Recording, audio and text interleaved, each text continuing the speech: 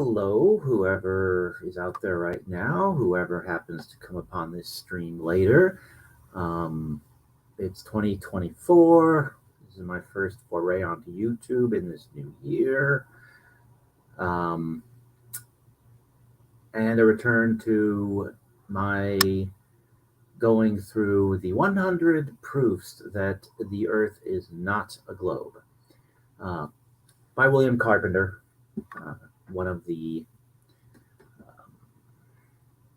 as I describe him, one of the great grandfathers of the modern day flat Earth uh, movement slash seems to me conspiracy theory driven belief that they are hiding the proof that the Earth is flat, and they are lying to us for reasons that, well, escape me at least. I guess I'm just not smart enough to see the truth in the discern the conspiracy and the reasonings behind it. But anyhow, I am up to proof number 28. But before I continue on, I thought I would, because it dawned on me, I've never really talked about who William Carpenter was or gone over who he was. And so, oh, hey, Carrie, welcome. You're here to get educated, I guess, in the truth about Earth and what it's all about. But we're first going to go to that ultimate source of knowledge, Wikipedia, and they will tell us all, and we will learn all about William Carpenter, the gentleman who wrote the pamphlet or booklet rather, not the pamphlet, booklet that I'm going over here because he was responding to or debating one of the leading astronomers of the day, or I'm not sure, because I've been done research because I can't be asked to. Asked, not asked, and I think that doesn't work in English, so never mind. However, let's get the Wikipedia page up there so everybody can see what I'm going to be reading from. Let's just share the Microsoft Edge tab. There we go. So there's a portrait of the flat Earth theorist of the hour. And there's another William Carpenter, but we don't care about him right now. This William Carpenter, he was born on February 25th, February 25th in 1830, and he passed away at the age of 66 on September 1st in 1896. And well, yeah, there's mirrors. I see he's posting support for the flat Earth, because that icon is definitely not three-dimensional, and definitely not anything but flat. Let's see here. So he was born in England, in Kent, England, and eldest son of Samuel Carpenter and Lucy Moss, and then he married Annie Gillette in January or March. Married her between January through March. That's one hell of a wedding. Wow. January, February, March is the period over which the wedding to Annie Gillette spanned. That must have been one hell of a party. And they had 6 children. In Greenwich, Carpenter, strangely enough, became a printer and a stenographer, but not a carpenter. Then in 1879, he moved to Baltimore, Maryland, where he continues to work as a printer. That's by 1888, he had his 6 children. They were aged 11 to 25. And the children's occupations were milliner, architect, professor of music, and florist.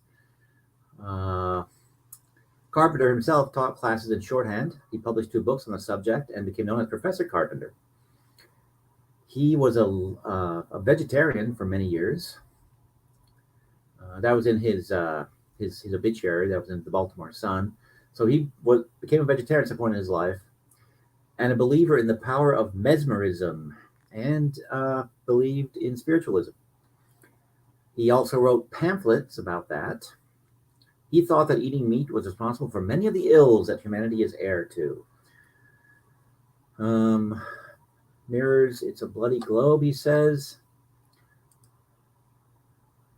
I don't know. Looks pretty flat to me. Doesn't look very bloody either, for that matter.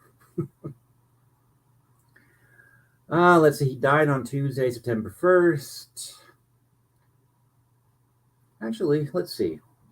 Are any of these days I'm going to be doing these falling on either his birthday or his death day this year? So, born February 25. Right? Yeah, February 25. That's a Sunday. Darn it. Well, I guess in England it's would be Monday by the time I start, I think. So I guess that qualifies. But let's look at September. September 1. Also a Sunday. Oh, well, interesting. So I guess there's not going to be a William Carpenter Day here on the channel. So Carpenter,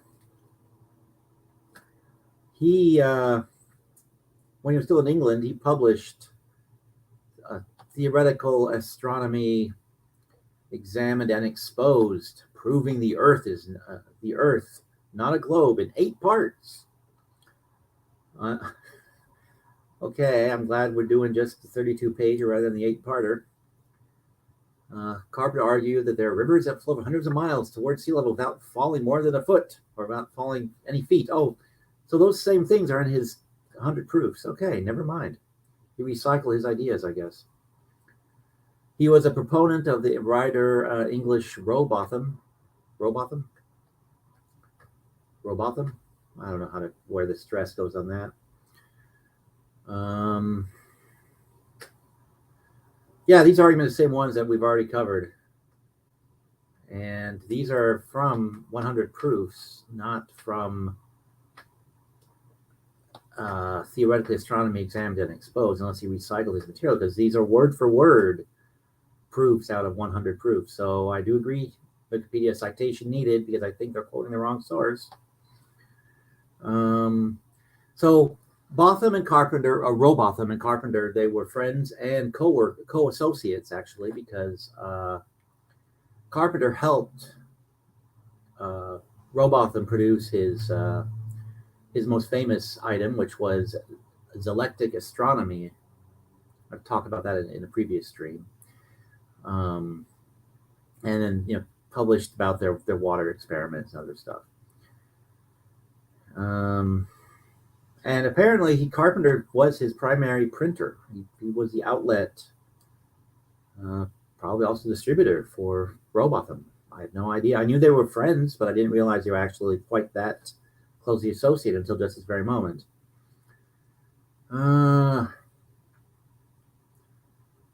Carpenter also published 2 magazines, which only lasted a few issues. One was Carpenter's Folly. That lasted a few issues in 1887. And then Shorthand, which was what he also taught. And that lasted about a year. Okay, well. So I guess I've always been describing him as an associate of Rowbotham, but he really, I guess, was he really is the great-grandfather of the modern flat Earth notions. Okay, well, that's William Carpenter. And I think on that, oh yeah, you bet it is. They were trying to silence him even back in 1896. Or whenever, 1890 or whatever. And let's see, he died as I said, in 1896 to a stroke of apoplexy on a Sunday. Ah, so it was a Tuesday when he died, but it's a Sunday when I'll be covering him this year. Well, I don't know if it'll be wrong enough. It was September. Apoplexy is a rupture of an internal organ and accompanying symptoms. So hemorrhagic stroke is what it's called today. Interesting. All right, well, that's William Carpenter for you. Yeah, so that was the education in that area. Now, on to what people are really, where we get educated, what we really should be talking about. It is interesting, though, that Carpenter, not only did he believe in the flat Earth, but, and actually he immigrated, well, not to, but he was even bigger into flat Earth stuff when he came to the U.S., apparently, if I'm reading his timeline right. But so he, on the one hand, he believed in flat Earth theory. On the other hand, he was a vegetarian who believed in spiritualism and mesmerism. So, well, maybe they are all on the same hand. I really don't know. Maybe someone can enlighten me. Since I was watching a stream, I don't know if Mirrors was there or not. I don't think you were, but I was watching. I think I mentioned before. I find Sovereign Soul, Unchained Mind to be very interesting to listen to and entertaining. And I was in his side chat one evening, and I just lost my train of thought because crap. Oh yes. In his watching his stream one night, and he had a guest on that was a proponent of the Earth being a globe, and he was mounting some very lame arguments to support his case that the Earth was a globe and that flat earthers are just a bunch of uneducated morons. And one of his arguments was, well, there aren't any ornithologists who believe in the flat Earth. Okay, first, how do you know there are no ornithologists who believe in the flat Earth? Have you polled them all? Well, probably not. And second, what does being an ornithologist have to do with whether you believe in flat Earth theory or not? I mean, it's like, do vegetarians? We had this one vegetarian who believed in the flat Earth, and in fact dedicated a chunk of his professional activity to spreading the theory of the flat Earth. Does that mean vegetarians believe in the flat Earth? People who believe in the power of mesmerism, do they believe in the flat Earth? Every single last one of them? And spiritualists? But mostly vegetarians. So William Carpenter was a vegetarian, therefore all vegetarians subscribe to flat Earth theory. Yeah, I think so. But as interesting as I find Sovereign Soul, I kind of had to bail on his stream that night because his side chat, I think about 80% of them are assholes. The only way I can describe them. Some of them are very nice, but the majority of them are absolutely they're just as big asshole. Their assholishness is just as intense as the globers who like to call all flat earthers stupid and ignorant.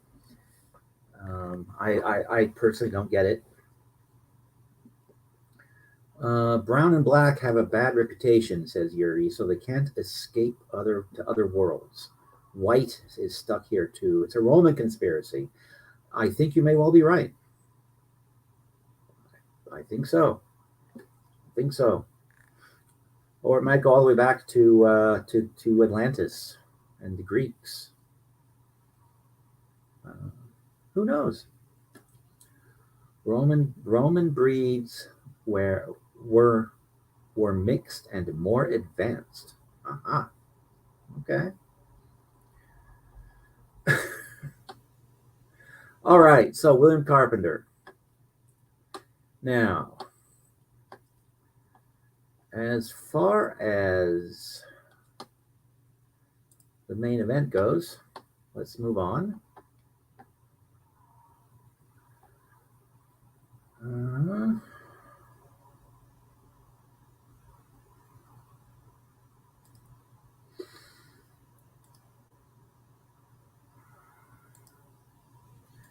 And I was trying to make sense of proof number 28 when I just gave up last time. But I think I finally figured it out when I sort of considered some of his other quote proofs. Number 28, that's the one where astronomers have the habit of considering 2 points on the Earth's surface without, it seems, any limit to the distance lies between them, as being on a level plane. And then he goes on to say that the ocean is a vast hill of water. So I'm assuming somewhere somebody described the ocean as a vast hill of water. I've never really come across that argument myself, but like I said, I haven't read the main target for his treatise here, so I really don't know. Maybe he's the one that described oceans as a hill of water. But he thinks that it sounds to me that,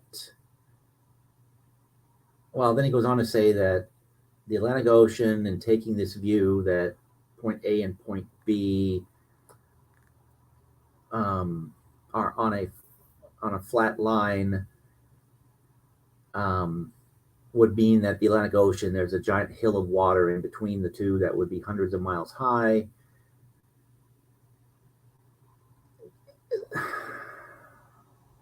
I still can't make heads or tails of this one. I thought I had it, now I'm looking again and I don't, because I'm realizing his problem with all of his proofs that the Earth is flat is he's not thinking on a big enough scale. We'll really see that when we get to 29 and 30, I think. And he was already hinting at not comprehending the scale of people on the planet versus the size that a planet is. We're tiny and the world is huge, and that's why some of the things look the way they do and seem the way they do. At least that's my theory, which seems to be as sensible as his, because water will flow to the lowest point if it's not frozen. So the oceans are not a quote hill of water because they're down in crevices on the planet. That's why the ocean is deep and the mountains are high. But 28 gets an asterisk, like I think it was 24 or 25 that I just cannot wrap my mind around, because I guess I need a full-fledged flat earther to explain what the hell that means, because I can't picture anyone describing water as a vast hill. So I do agree with him. The idea is simply monstrous and could only be entertained by scientists whose whole business is made up of materials of the same description. Okay. 28. I'm going to put an asterisk because I cannot explain that. The scale of creation. Well, humans are going to, kind of pull that out. Then humans are at the scale of creation. But again, we're still tiny. It's kind of like insects are tiny compared to us. Yeah, okay, well, that's reassuring that I'm not the only idiot in the room. All right, moving on to number 29, because 28 I cannot decipher. I need a real flat Earth scholar to come in and interpret that one for me, I think. So, number 29. If the Earth were a globe, it would unquestionably have the same characteristics, no matter its size, as a small globe that may be stood upon the table. As the small globe has top, bottom, and sides, so must also the larger one, no matter how large it be.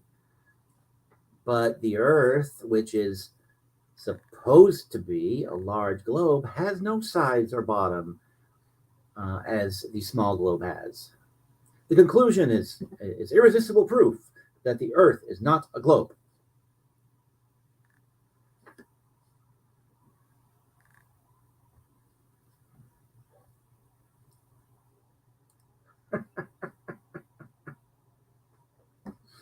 Okay, fine. I'm the only moron in the room.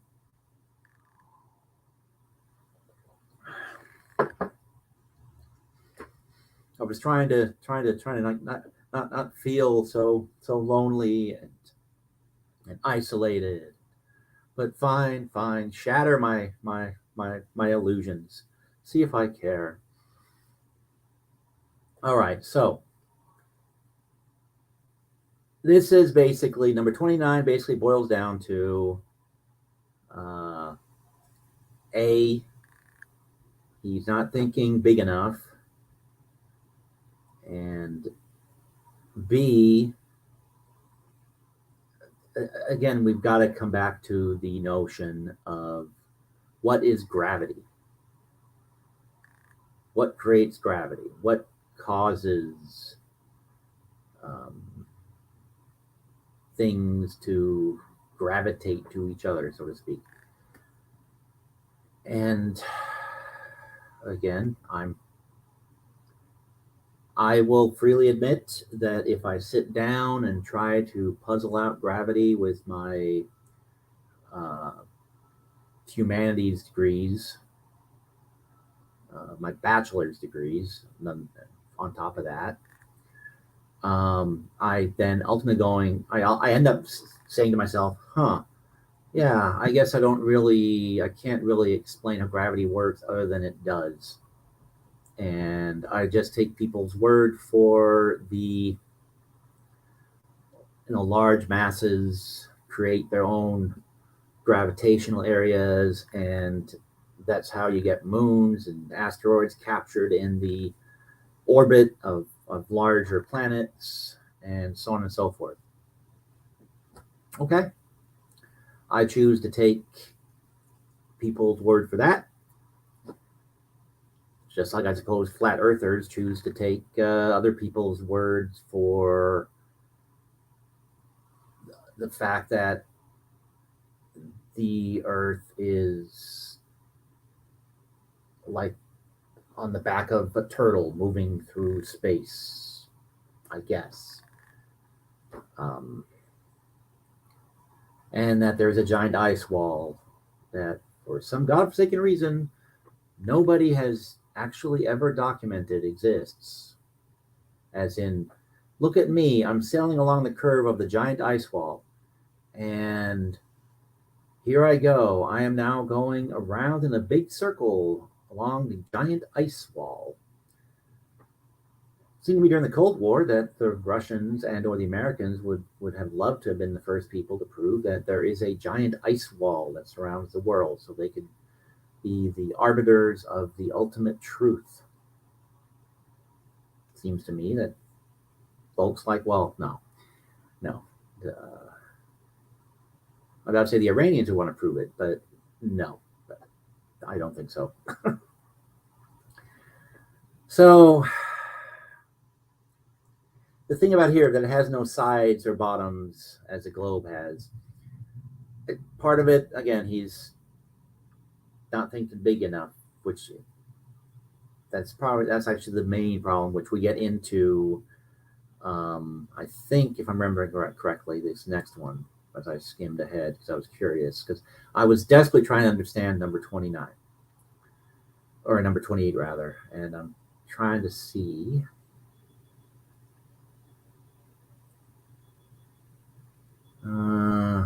Okay, so, well, we'll probably get to this later on. But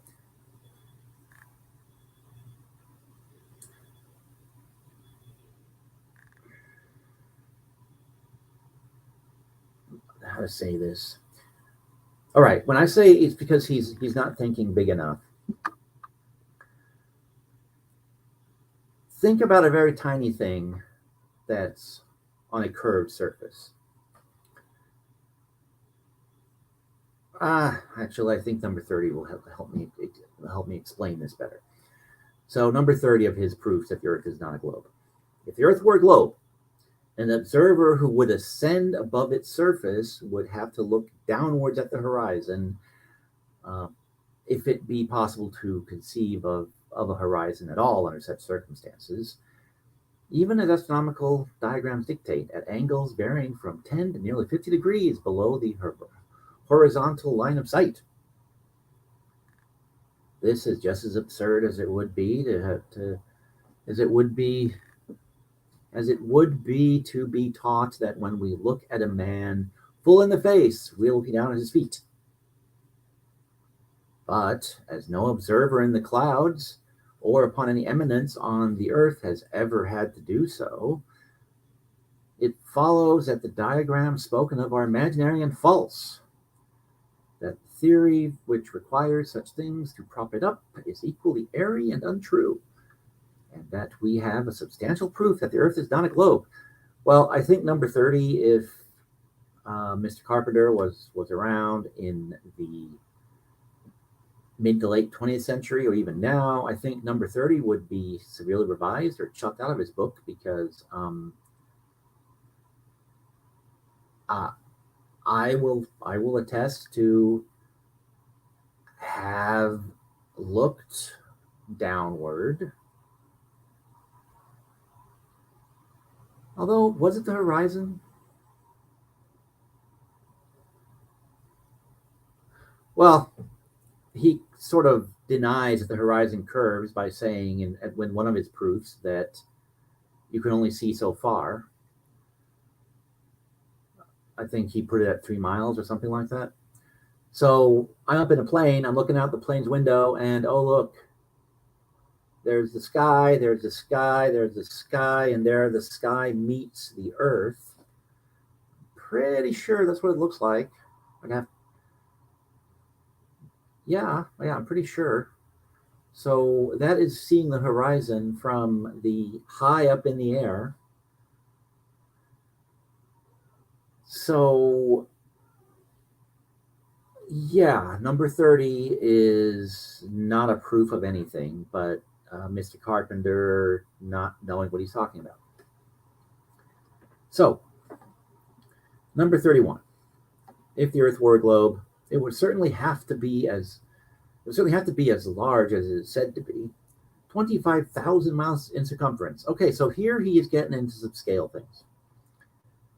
Now, the thing which is called a, quote, proof of the Earth's roundness, and which is presented to children at school, is that if we stand on the seashore, we may see ships as they approach us, absolutely coming up.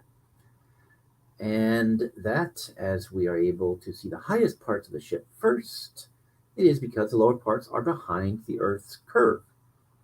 Well, yeah, I seem to buy this because I've seen this.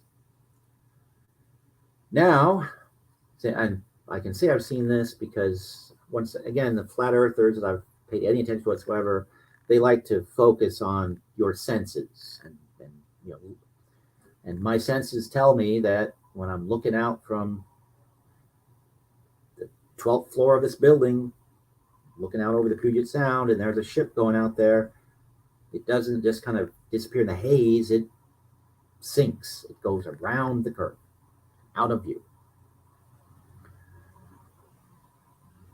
So he continues on. He gets back to his hill of water here. Now, since if this were the case, that is, the lower parts of the ship were behind a hill of water at all, the size of the Earth indicated by such a curve as this would be so small that it would only be big enough to hold the people of a parish.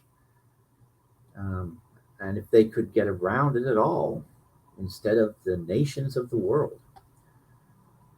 So he's still not thinking big enough, but so saying that the earth is too small and that the appearance of the ship going over a curve, instead of being proof of a globular earth, is proof that the earth is not a globe. And here, 32. I think I'm doing an extra one here, but I'll do 32 because this is getting me into what I have been prattling on about. And I hope someone comes upon this stream later, because I am basically talking to myself, but that's fine. I said I was going to go through the 100 proofs, and I'm going to go through the 100 proofs whether there's an audience or not. But if you find this stream later, by all means, push like, push dislike, leave a comment at the bottom. Explain the hill of water thing to me. If you are more informed about the truth of the flat earth, or where that notion comes from, which astronomer said that the ocean is like a hill of water. But 32, that's going to be the end of it for me tonight. But 32, special, because I never did explain, what was it, 29, 28, whatever. 28, 28, 29, 30, 31, that is 4. So 32, that's the one that I thought was actually 31. So here we go. And this is where we get into you can see so far. It is often said, because I've heard others make that point, I'm confusing him with some of the others. 32. It is often said that if the earth were flat, we could see all over it. This is the result of ignorance. If we stand on a level surface of a plain or a prairie and take notice, we shall find that the horizon is formed at about 3 miles all around us. That is, the ground appears to rise up until at that distance it seems on a level with the eye line or line of sight. Consequently, objects no higher than we stand, say 6 feet, and which are at that distance 3 miles, they have reached the vanishing point and are beyond the sphere of our unaided vision. This is the reason why the hull of a ship disappears in going away from us before it sails. So the hull,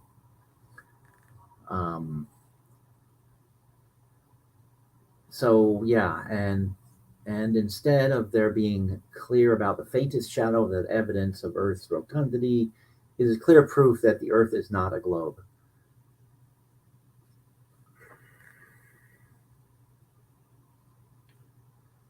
Now, it has literally been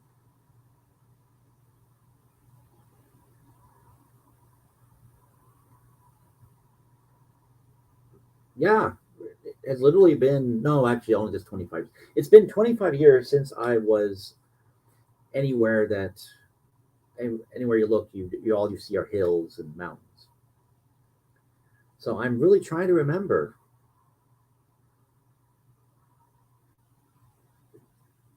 When you're looking out toward the horizon, does the land really look like it's rising up?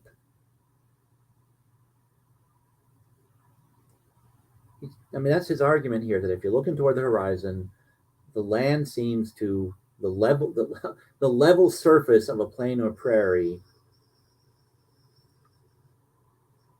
seems to rise up until at that distance it seems on a level with the eye line.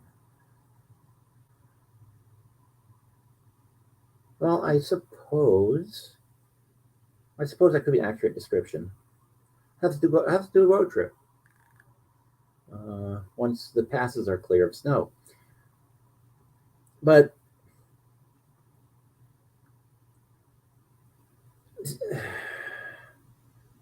number 33, that's where he really is not thinking. Well, that's where So 32, he says that the horizon proves that the Earth is flat because it's rising up. And I think this is feeding back, but it's not rising up. But this is feeding back into one of his previous proofs where he said that if you're on the traveling and you travel down the side of the globe, well, then you got to travel back up the side of the globe. That's probably where those hills of water come in. But I think this is, again, he's not thinking in a big enough scale. He's not looking at how tiny we are versus how big the Earth is. And that, I don't know if I need to say this argument later or not, but I'll make it now.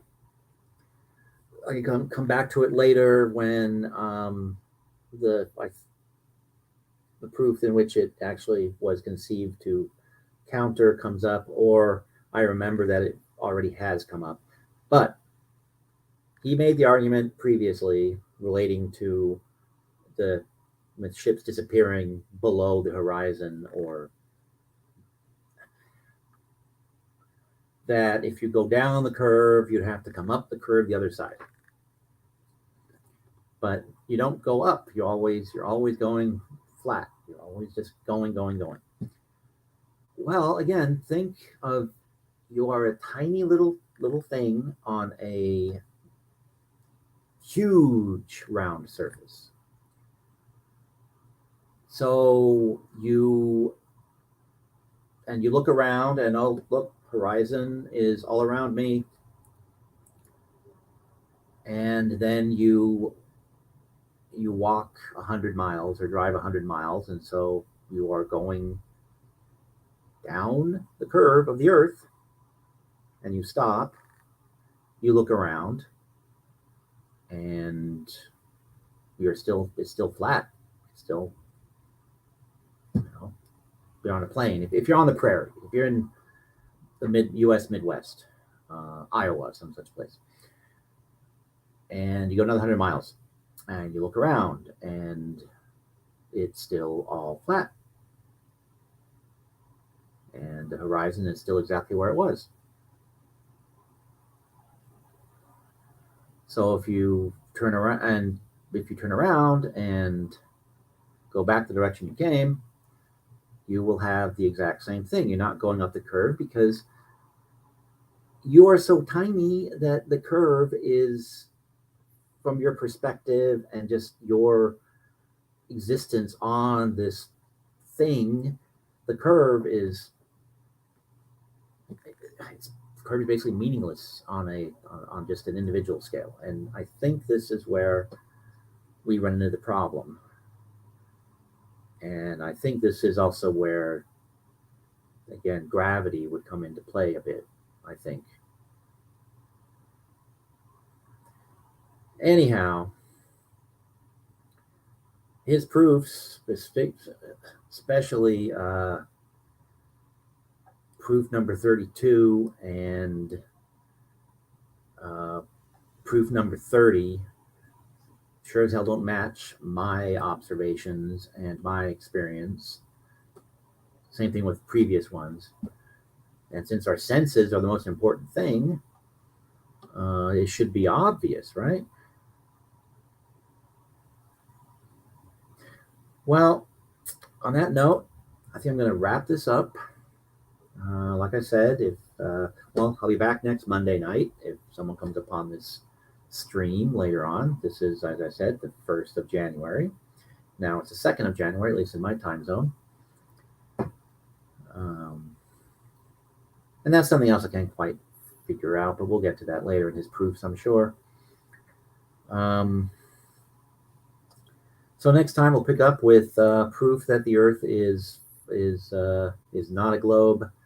Well, proof number 33. Maybe that one will be the one that gives me the aha moment, and I will see the truth or not. We'll find out. As I said, if you find this later on, click like, click subscribe if you want notifications. The next time I'm going to come on air and read from the text of a visionary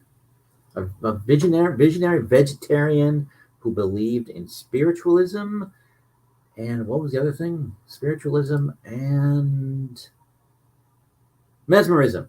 Yep. So the guy must be solid, rock solid in everything. Conan Doyle believed in spiritualism, so proof right there.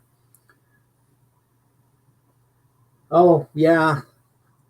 Oh hey Virgo. And yeah, that would be Simba. He was crying earlier because wanted to play, but I had to come on here and play and talk about very, very important stuff. But how are you doing, Virgo? Have a good New Year's Eve. Anyhow, we'll get William Carpenter, more on him next Monday night. I've got about 10, 15 minutes left before I need to go.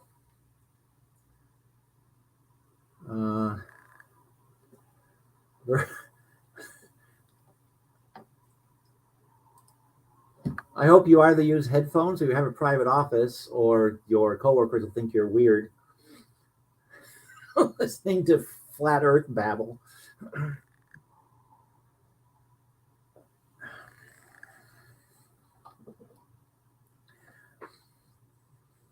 Earbuds for the win. Yeah, indeed. Uh-oh. What's going on now?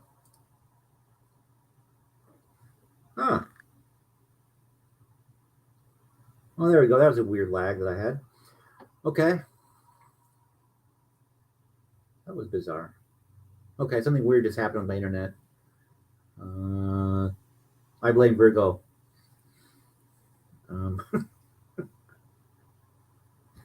Or they are trying to prevent everybody from learning the truth, however badly presented by me. Because they will know that people will go seek out. They know that people will go seek out William Carpenter's pamphlet, 100 Proofs that the Earth is not a globe. One day, one day. Yeah, well, actually, not all your fault, but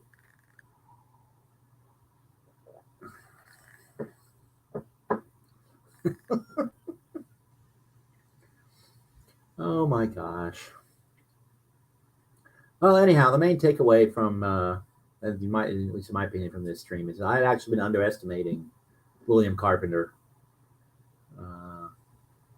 in the sense that I thought he was just kind of an acolyte and hanger on and sort of worshiper of not Cyrax, Parallax. And it turns out that he was actually, at least according to Wikipedia, was a firm partner of his, and actually be credited with helping not only carry on his legacy after he died with his own arguments and publications, but he literally printed and quite possibly even published his, depending on how you want to define it, Parallax's famous flat Earth stuff. So, and he was a vegetarian. So, there you go. A vegetarian who thought that eating meat. Oh my Jesus Christ! Eating meat was responsible for the many ills of that humanity is heir to. What is that from? That's actually got a source. Wonder how many of this guy's books I can easily get my hands on. Oh, Common Sense was how he billed himself. It wasn't the title of his thing. Interesting.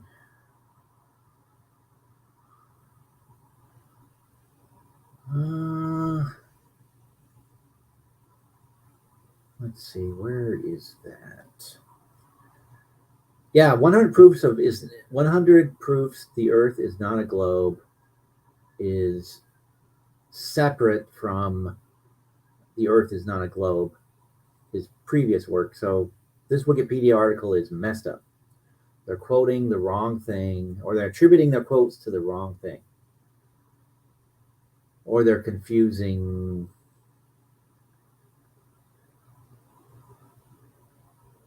Yeah, they're confusing two of his things. I think so.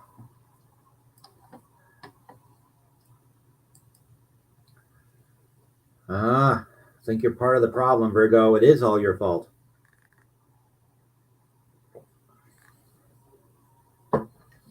Um, let's see. Thomas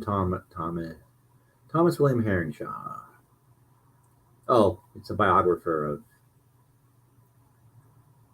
prominent Americans of the 19th century, I guess, is where that quote comes from.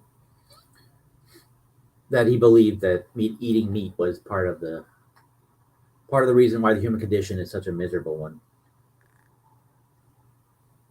But yes, Virgo is right. If we weren't supposed to eat meat, why did God make bacon taste so fantastic?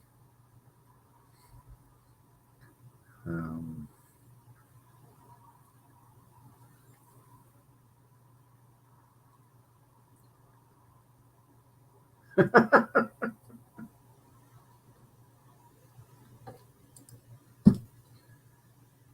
well, yeah, of course. Is there anything on YouTube but circular arguments?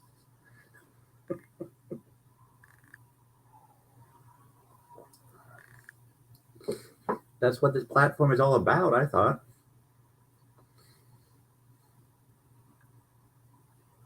Well, that and cat videos. Or is that just the internet in general?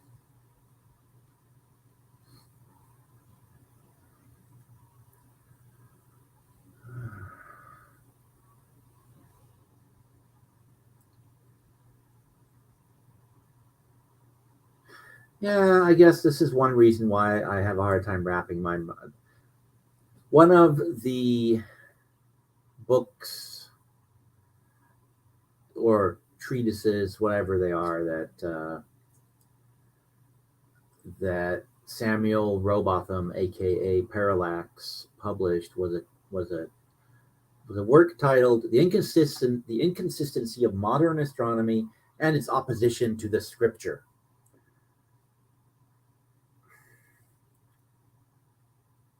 From the time I was a wee little tyke, even though we did go to church and we did all the things, well, we went to various churches, which would be the problem.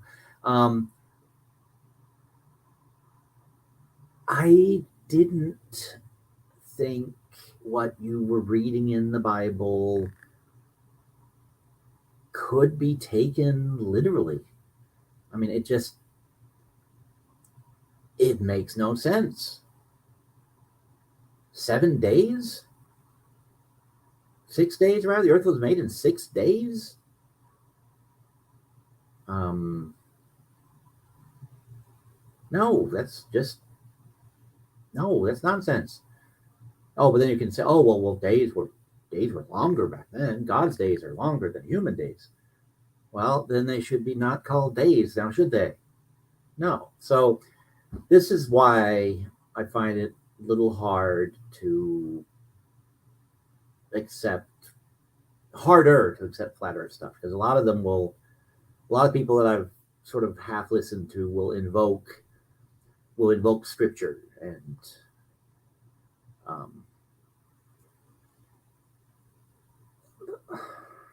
no,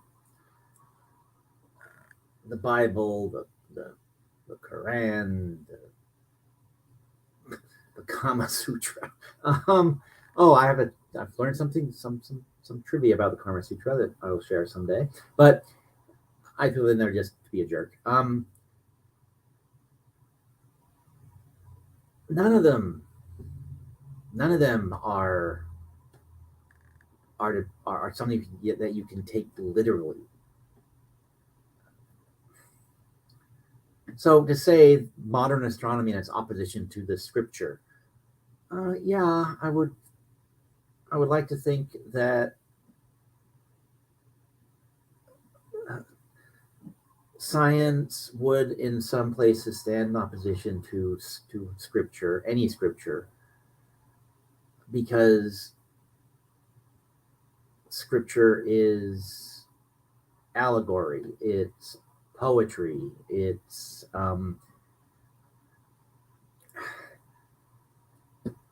fiction. It's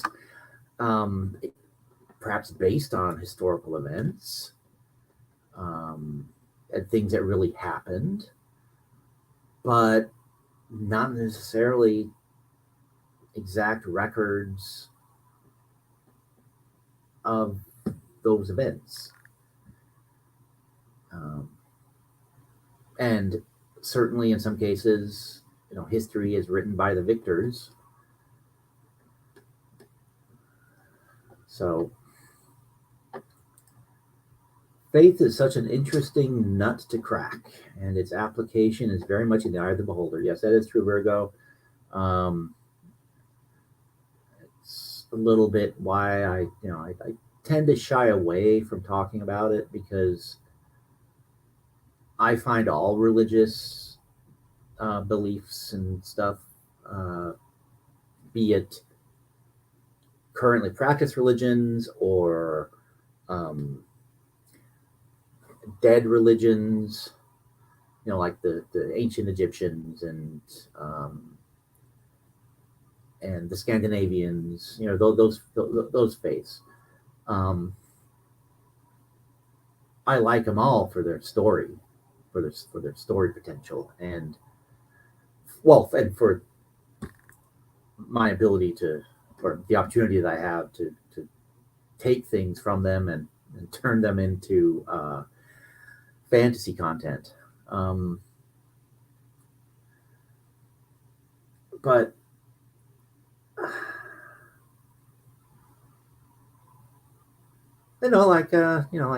some people will say that I'll find out whether I'm right or wrong, and I'll probably regret not worshiping.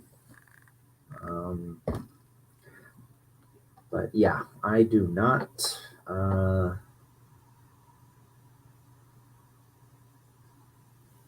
I actually will. I will go this far. I do think that. I do believe that there is some thing that is probably some sort of God or some sort of supreme being. Just because. All right, so there was the Big Bang. Cool, excellent. What came before the Big Bang? I guess I can't really buy into the idea that nothing comes from nothing, or something comes from nothing. There has to be something that sets things in motion. That's science, right?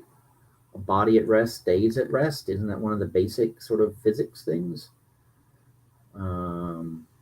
Again,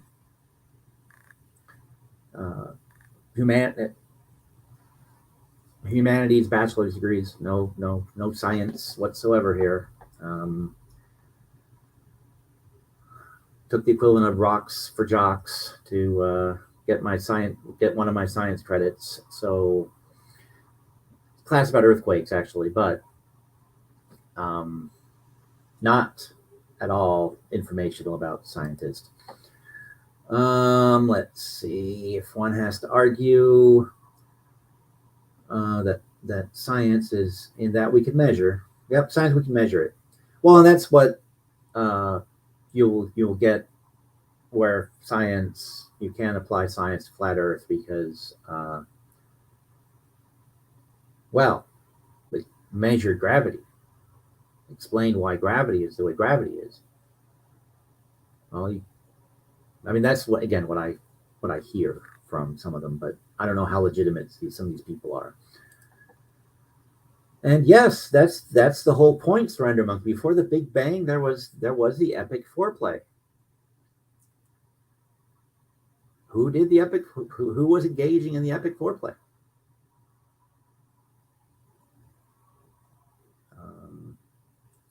But I don't, other than the other than the belief that, yeah, there's got to be something out there. There's got to be something that started this. I guess I believe in the clockmaker God more than anything else. If I were to pin myself down, that's be the closest I would come.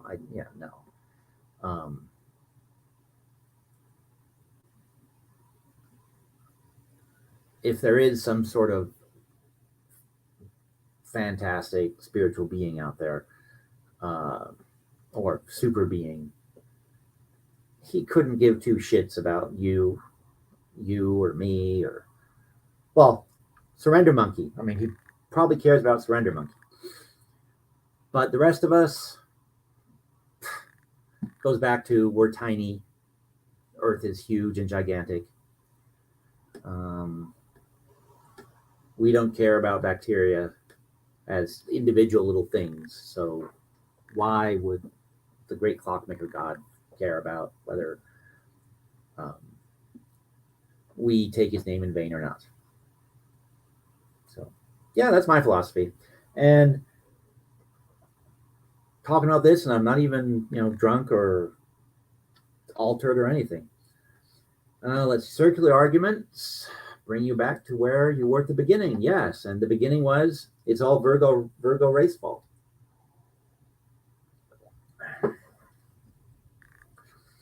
Actually, isn't the Earth as a globe, isn't that the ultimate circular argument? Because for it to be a globe, you got to be able to go all the way around it, so you go right back where you started.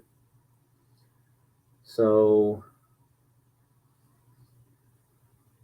the Earth is a globe. Ultimate circular argument. All right, everybody, we can pack up and go home now, because I think we have the undefeatable argument that the Earth is a globe, because it's a circular argument. You cannot get through the outlines of the circular argument. And now I'm just spouting nonsense. So it would probably be, I should probably just claim that, yes, this mug, it's full of a variation of White Russian. It's almond milk and vodka and a splash of amaretto, and so yeah, it's my own version of White Russian, and I am absolutely schlosh, which is why I'm speaking nonsense. No, I'm tired. But I hope you guys all had Happy New Year's. Surrender Monkey probably doesn't remember his New Year. But yes, I did stream at a silly time. Last time I streamed Surrender Monkey. And kind of stream at random times sometimes. Do not anger the essence of infinite awareness. You may not survive. Well, what is that saying? If you can't be a role model, be an example. You'll be a terrible example. What is that saying? Because then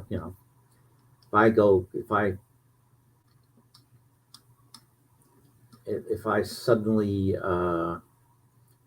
blow up like a drummer from Spinal Tap, then you'll know that I should have been more careful in poking at the supreme beings out there.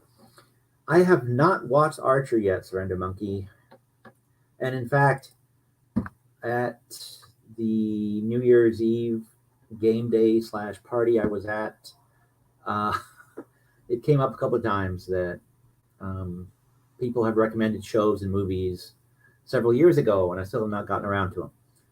And one of the people sort of I think it was mock bitterness, said that you're too busy wasting time on YouTube to watch these shows that we recommend. Well, I mean, she does have a point. Guild Wars has taken place of me YouTube has taken place of me playing Guild Wars to a large extent. And also, I'm not watching quite as many films and such, so the review is not being posted. So, yeah, this hobby has become, inflicted damage on my other pastimes. So, yeah.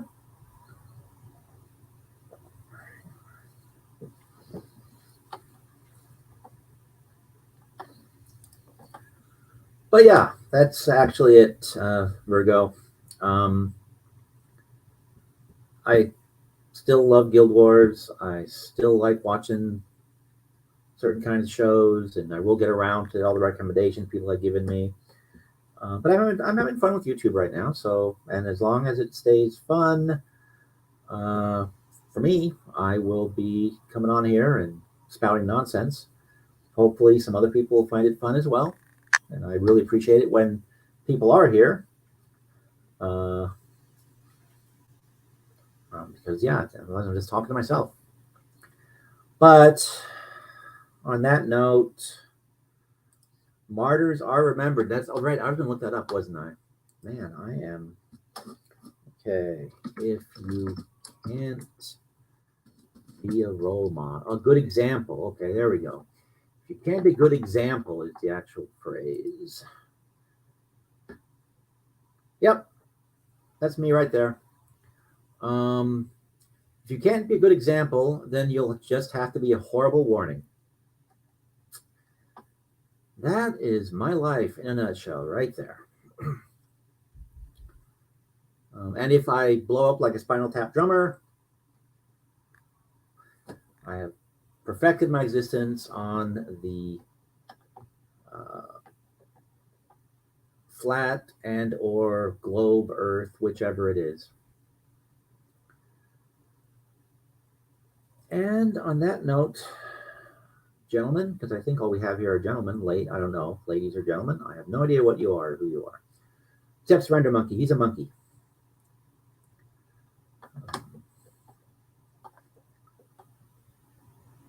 The rest of you, who knows?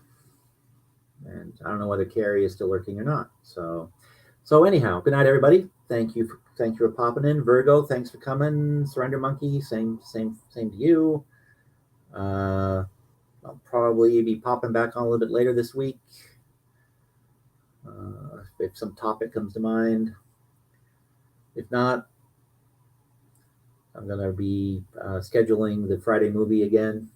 I don't know if any of you came, drop by for those, but this Friday afternoon there'll be some movie. It might be that Australian sci-fi film I've plugged a couple of times, or it might be a 1930s film called Lady Satan, which I've heard about, never seen it. It's either a risque comedy or a musical or both. I'm not entirely sure what, but we'll see. And yes, to quote Virgo, cheers, everyone. Be well, be safe, and I will see you in the side chats. And hopefully here next time I'm on. Good night.